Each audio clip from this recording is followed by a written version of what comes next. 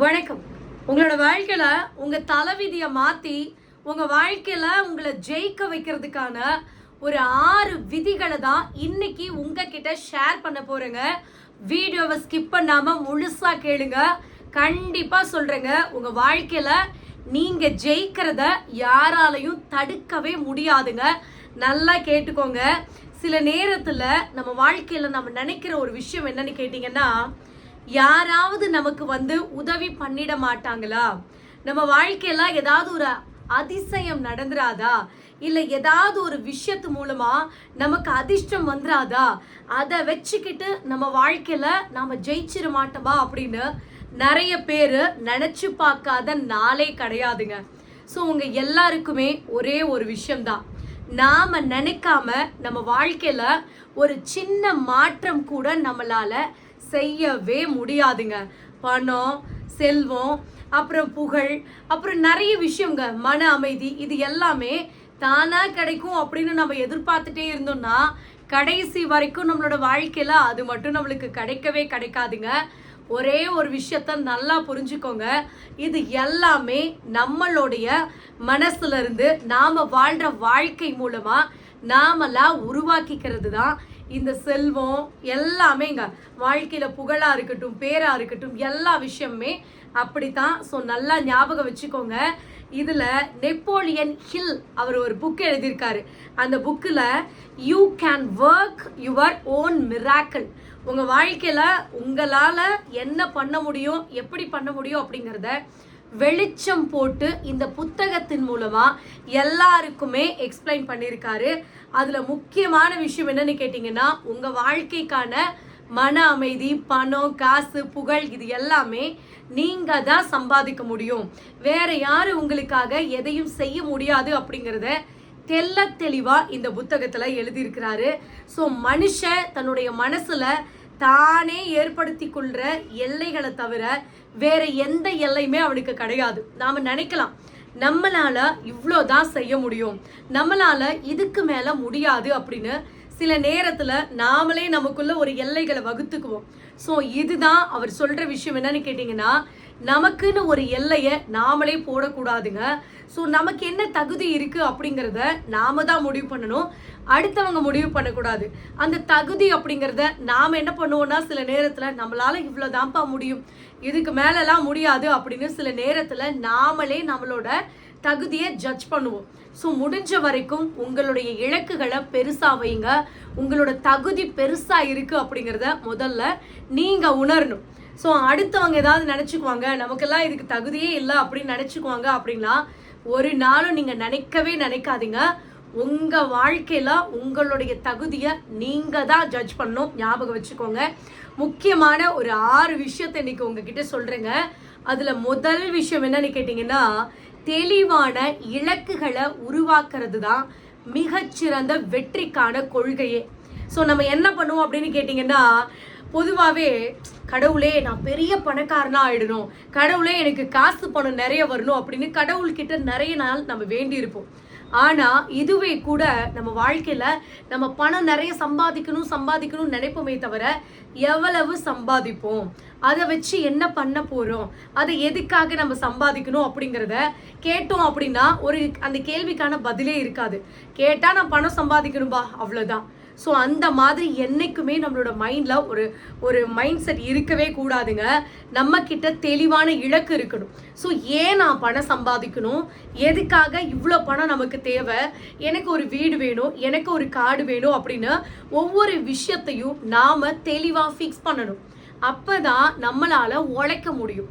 அப்போ தான் தெளிவான ஒரு இலக்கை நம்ம நிர்ணயம் பண்ணால் மட்டும்தான் நம்மளுடைய வாழ்க்கையில் நம்மளால் அடுத்த கட்டத்துக்கு போக முடியும், வெற்றியை நம்மளால் கொண்டு வர முடியும் அப்படிங்கிறத ஞாபகம் வச்சுக்கோங்க. என்றைக்குமே ஒரு விஷயத்தை ஞாபகம் வச்சுக்கோங்க, துல்லியமாக நமக்கு என்ன வேணும் அப்படிங்கிறத நம்ம என்னைக்கு வரையறுக்கிறோமோ அன்னைக்கே நம்மளோட வாழ்க்கையில் வெற்றி நம்ம வசப்படும். 2வது விஷயம் என்னன்னு கேட்டிங்கன்னா, மனசை கட்டுப்படுத்தணுங்க. மனுஷனோட மனசு அப்படிங்கிறது ஒரு வளமான தோட்டம் மாதிரி. அதில் ரொம்ப ரொம்ப ரொம்ப ரொம்ப விழிப்புணர்வோட கவனமாக ஒவ்வொரு விஷயத்தையும் விதைக்கணும்.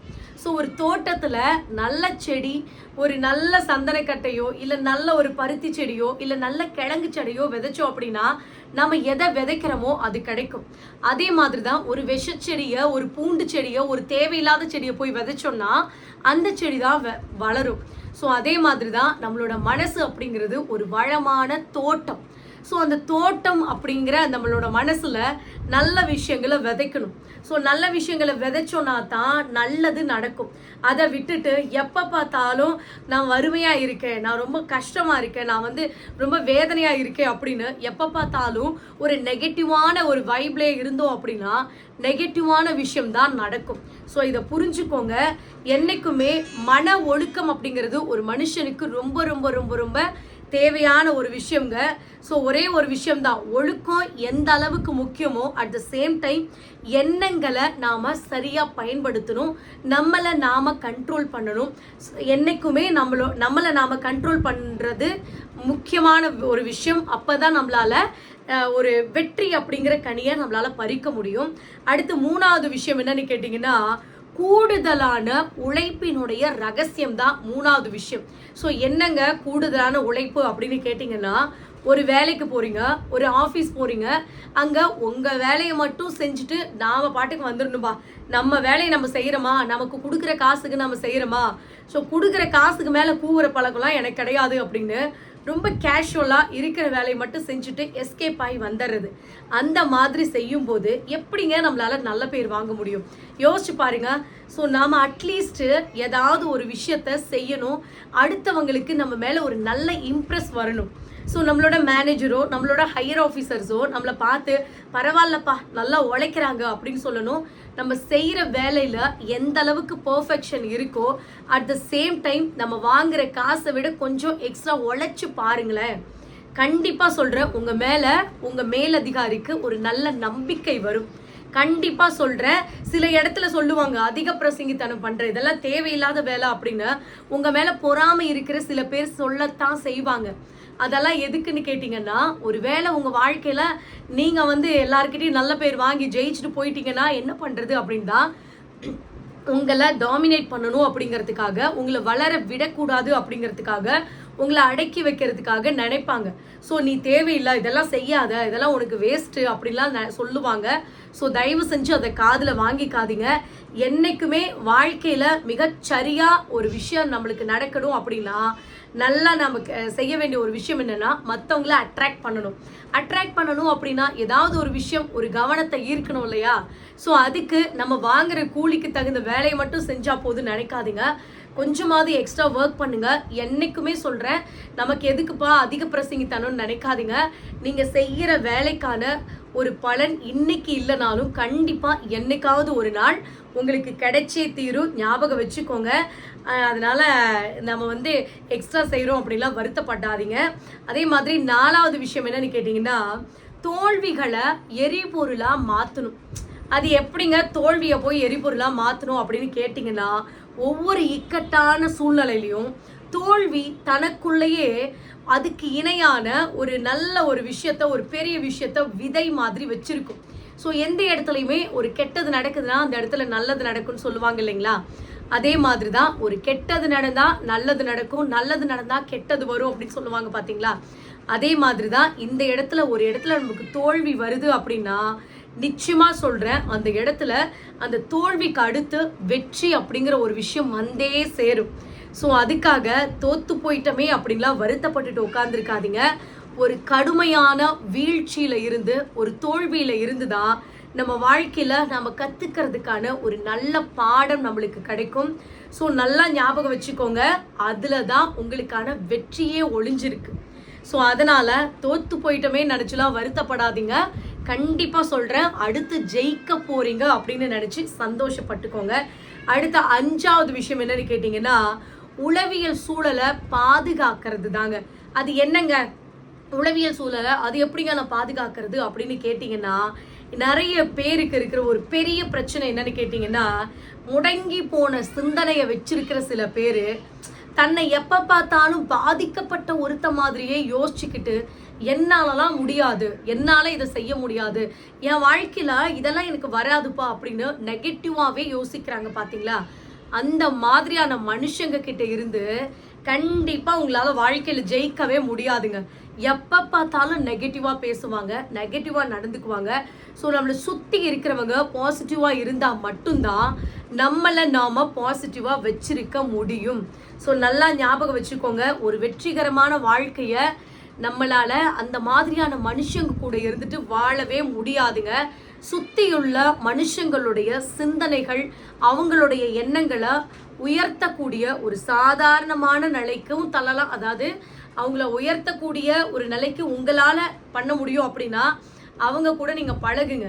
அவங்க பண்றதெல்லாம் கண்டுக்காம என் வாழ்க்கையில நான் பெருசா ஜெயிப்பேன் அப்படின்னா நோ ப்ராப்ளம், அவங்க கூட நீங்க டிராவல் பண்ணலாம். ஸோ யார் எப்படி பண்ணாலும் அதை பத்தி கவலை இல்லை, நான் என் வாழ்க்கையில ஜெயிப்பேன் அப்படின்னா இருக்கலாம். ஆனா இவங்கெல்லாம் என்ன பண்றாங்களோ அதை பார்த்து என்னுடைய கவனம் அவங்க பண்ற விஷயத்துக்கு தான் போகுது, என்னால ஜெயிக்கவே முடியலன்னு வருத்தப்படுறீங்க அப்படின்னா தயவு செஞ்சு சொல்றேன், அந்த மனுஷங்க கிட்ட இருந்து கொஞ்சம் விலகி இருக்கிறது தான் உங்களோட வாழ்க்கைக்கு நல்லதுங்க. ஸோ நட்பு வட்டாரத்தை, உங்க கூட இருக்கிற உறவுகள் வட்டாரத்தை ரொம்ப ரொம்ப ரொம்ப கவனமாக நீங்கள் செலக்ட் பண்ணணும். இங்கே தான் உங்களோட மனசு எப்படி இருக்கணும் அப்படிங்கிறத முடிவு பண்ண வேண்டிய ஒரு இடமே இதுதான். அதனால புரிஞ்சுக்கோங்க. அடுத்த 6வது விஷயம் என்னன்னு கேட்டிங்கன்னா, செயல் வடிவம் பெறாத நம்பிக்கை பயனில்லாத ஒரு விஷயம். என்னங்க நம்பிக்கை இருந்தாவே போதாதா, அது என்னங்க செயல் வடிவம் அப்படின்னு நீங்க நினைக்கலாம். நம்பிக்கை அப்படிங்கிறது வெறும் தொடக்கம் மட்டும்தாங்க. ஸோ என்னைக்குமே நல்ல செயல் வடிவம் பெறாத ஒரு நம்பிக்கை அது ஒன்றுத்துக்கும் உதவாத ஒரு நம்பிக்கை அப்படின்னு தான் சொல்லணும். நம்பிக்கை இருந்து என்ன பிரயோஜனம், எதை செய்யணும், எப்படி செய்யணும், ஏன் செய்யணும் அப்படிங்கிறதுல நீங்க தெளிவா இருக்கணுங்க. அதே மாதிரி நம்ம என்ன பண்ணுவோம்னா, ஒரு விஷயத்த செய்யறதுக்கு முன்னால யோசிச்சுக்கிட்டே நிக்கிறது, இதை செய்யலாமா வேணாமா, வந்தா என்ன ஆகும் ஏதாகும்னு யோசிச்சுக்கிட்டே காலத்தை நிறைய பேர் தள்ளிடுவாங்க. ஸோ ஒரு விஷயம் நல்லா புரிஞ்சுக்கோங்க, ஒரு படிக்கட்டு ஏறுறீங்க, ஒரு படி ஏறி மேலே போகணும் அப்படின்னா ஒரு அடி எடுத்து வைக்கிறதுக்கு முழு படிக்கட்டும் தெரியணும்னு அவசியம் கிடையாது இல்ல. யோசிச்சு பாருங்க, முழுசா மேல இருக்கிற படிக்கட்டு எங்க இருக்குன்னு தெரிஞ்சாதான்ப்பா நான் ஏறுவேன், அப்படி இல்லைன்னா என்னால ஏறவே முடியாது அப்படின்னு நினைக்காதீங்க. வாழ்க்கையில யோசிச்சுக்கிட்டே உட்கார்ந்துருந்தோம் அப்படின்னா கடைசி வரைக்கும் யோசிச்சுக்கிட்டே உட்கார்ந்துருக்க வேண்டியதுதான். ஸோ வாழ்க்கையில செயல் வடிவத்தை கொண்டு வாங்க. ஸோ அடி எடுத்து வைங்க, என்ன நடந்தாலும் பார்த்துக்கலாம் அப்படிங்கிற தைரியத்தையும் தன்னம்பிக்கையும் வளர்த்துக்கிறதுக்கு பழகிக்கோங்க. ஸோ கண்டிப்பா சொல்றேன், அது நிச்சயமா உங்களுக்கு பலன் தரும். ஞாபகம் வச்சுக்கோங்க, மனசுக்குள்ள ஓடக்கூடிய அந்த எண்ண வரிசைய ஸோ என்னைக்குமே நம்ம மாத்தாத வரைக்கும் வெளியில இருக்கிற உலகம் யாருக்காகவும் மாறப்போறது கிடையாது அப்படிங்கிறத நம்ம புரிஞ்சுக்கணுங்க. யாராவது ஒருத்தர் வருவாங்க, நம்ம வாழ்க்கையில அற்புதம் நிகழ்த்துவாங்க, பெருசா நமக்குன்னு ஏதாவது ஒரு அதிர்ஷ்டம் வந்துடும், அப்படியே உலகம் அப்படியே திருப்பி போட்ட மாதிரி நம்ம லைஃப்ல ஏதாவது கண்டிப்பா ஒரு மேஜிக் நடக்கும், ஒரு மிராக்கல் நடக்கும் அப்படின்லாம் உட்கார்ந்துருந்தோம்னா கடைசி வரைக்கும் ஒண்ணுமே நடக்காது. வாழ்க்கையில முக்கால்வாசி நாட்களை உட்காந்து தேய்ச்சிட்டே கழிச்சிட வேண்டியதான். ஞாபகம் வச்சுக்கோங்க, என்னைக்குமே சொல்றேன், யாரையும் நம்பி உங்க வாழ்க்கைய நீங்க தொடங்காதீங்க, உங்களை நம்பி உங்க வாழ்க்கைய நீங்க தொடங்குங்க. யாருக்காகவும் எதுக்காகவும் உங்களோட லட்சியத்தை விட்டு கொடுக்காதீங்க. ஸோ நான் சொன்ன இந்த 6 விஷயத்த நீங்க கரெக்டா உங்க லைஃப்ல ஃபாலோ பண்ணி மட்டும் பாருங்க. கண்டிப்பா சொல்றேன், நீங்க ஜெயிக்கிறத ஒருத்தராலையும் தடுக்கவே முடியாது. கண்டிப்பா சொல்றேன், இந்த ஒவ்வொரு விஷயத்தையும் ஒவ்வொரு நாளும் நீங்க ஃபாலோ பண்ணி பாருங்க. கண்டிப்பா உங்க வாழ்க்கையில ஒரு மிகப்பெரிய மாற்றம் இருக்கும். நல்லா ஞாபகம் வச்சுக்கோங்க. நான் இன்னைக்கு போஸ்ட் பண்ண இந்த வீடியோ பதிவு கண்டிப்பா ஏதாவது ஒரு சேஞ்சஸ் உங்க லைஃப்ல கொண்டு வந்திருக்கும் அப்படின்னு நான் நம்புறேன். இதை பத்தி நீங்க என்ன நினைக்கிறீங்க? இந்த மாதிரியான கண்டென்ட் உங்களுக்கு பிடிச்சிருக்கா? இந்த மாதிரி வீடியோ போஸ்ட் பண்ணலாமா அப்படின்னு மறக்காம கமெண்ட் பண்ணுங்க. நீங்க பண்ற ஒவ்வொரு கமெண்ட்ஸுமே என்னோட லைஃப்ல நான் நிறைய மோட்டிவேட் ஆகி உங்களுக்கு நிறைய வீடியோஸ் நிறைய விஷயங்கள் சொல்றதுக்காக என்ன நான் என்கரேஜ் பண்ணிக்கிறதுக்காக எனக்கு ரொம்பவே பயனுள்ளதா இருக்கு. ஸோ மறக்காம உங்களுக்கு இந்த தகவல் பயனுள்ளதா இருக்குன்னா கமெண்ட் பண்ணுங்க, லைக் பண்ணுங்க, ஷேர் பண்ணுங்க, சப்ஸ்கிரைப் பண்ணுங்க. உங்களுக்கு விருப்பம் இருந்துச்சுன்னா சூப்பர் தேங்க்ஸ் பண்ணுங்க. மெம்பர்ஷிப்ல ஜாயின் பண்ண விருப்பம் இருக்கவங்க ஜாயின் பண்ணிக்கோங்க. நன்றி, வணக்கம்.